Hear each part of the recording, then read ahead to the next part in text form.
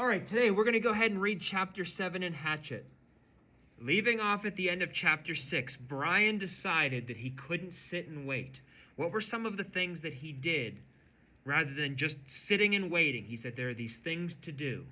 What did he do? He went to go try to find food. And he found some berries. What else did he do? He built a shelter. He working on a lean-to, building his shelter, finding an appropriate location, right? All right, chapter 7. Mother! He screamed it, and he couldn't be sure if the scream awakened him or the pain in his stomach. His whole abdomen was torn with great rolling jolts of pain, a pain that doubled him into the darkness of the little shelter, put him over face down in the sand to moan again. Mother, mother, mother!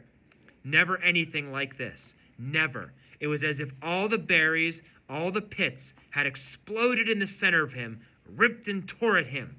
He crawled out of the doorway and got sick in the sand, then crawled still further and was sick again, vomiting with a terrible diarrhea for over an hour, over a year.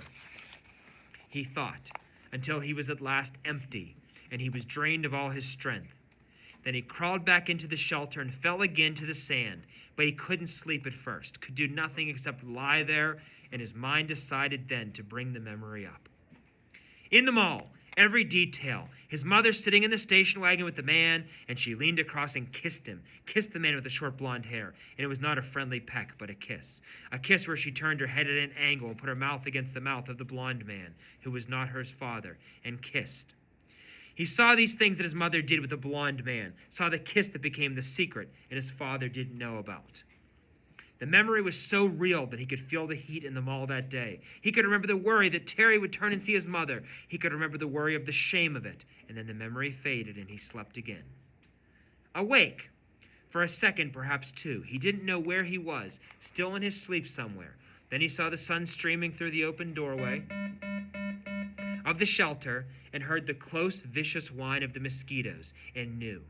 He brushed his face, completely welted now with 2 days of bites, completely covered with lumps and bites, and was surprised to find the swelling on his forehead had gone down a great deal and was almost gone. The smell was awful, and he couldn't place it. Then he saw the pile of berries at the back of the shelter and remembered the night of being sick. Too many of them, he said aloud, too many gut cherries. He crawled out of the shelter and found that where he'd messed the sand. He used sticks and cleaned it as best he could, covered it with clean sand, and went down to the lake to wash his hands and get a drink.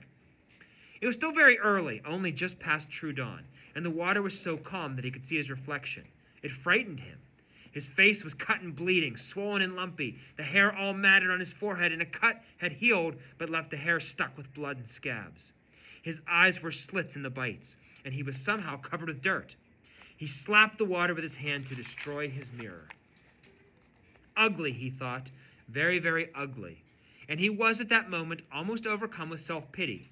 He was dirty and starving and bitten and hurt and lonely and ugly and afraid and so completely miserable that it was like being in a pit, a dark, deep pit with no way out. He sat on the bank and fought crying.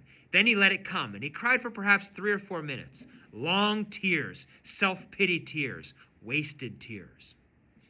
He stood, went back to the water and took small drinks. As soon as the cold water hit his stomach, he felt the hunger sharpen, as it had before, and he stood and held his abdomen until the hunger cramps receded. He had to eat. He was weak with it again, down with the hunger, and he had to eat.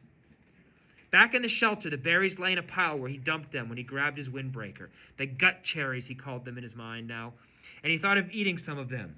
Not such a crazy amount as he had when he felt brought on the sickness in the night, but just enough to stave off the hunger a bit. He crawled in the shelter. Some flies were on the berries, and he brushed them off. He selected only the berries that were solidly ripe, not the light red ones, but the berries that were dark, maroon, red to black, and swollen in ripeness. When he had a small handful of them, he went back to the lake and washed them in the water. Small fish scattered away, and he splashed the water up and wished he had a fishing line and a hook. And then he ate them carefully, spitting out the pits. They were still tart, but had a sweetness to them, and although they seemed to make his lips a bit numb. When he finished, he was still hungry, but the edge was gone, and his legs didn't feel as weak as they had. He went back to the shelter. Took him half an hour to get through the rest of the berries and sort them, putting all the fully ripe ones in a pile with some leaves and the rest in another pile. When he was done, he covered the 2 piles with grass he tore from the lake shores to keep the flies off, and he went back outside. They were awful berries, those gut cherries, he thought, but they were food of some kind, and he could eat a bit more later tonight if he had to. For now, he had a full day ahead of him. He looked at the sky through the trees and saw that while there were clouds, they were scattered and didn't seem to hold rain. There was a light breeze that seemed to keep the mosquitoes down, he thought. Looking up along this lake shore was one kind of berry. There should be other kinds, sweeter kinds. If he kept the lake in sight as he had done yesterday, he should be all right. He should be able to find home again. And it stopped him. He actually thought it this time. Home. 3 days, no 2. Or was it 3? Yes, this was the 3rd day. And he finally thought of the shelter as home. He turned and looked at it. Suddenly, the crude work. The brush made fair wall, but not weather tight, but it cut most of the wind. He hadn't done so badly at that. Maybe it wasn't much, but also maybe it was all he had for a home.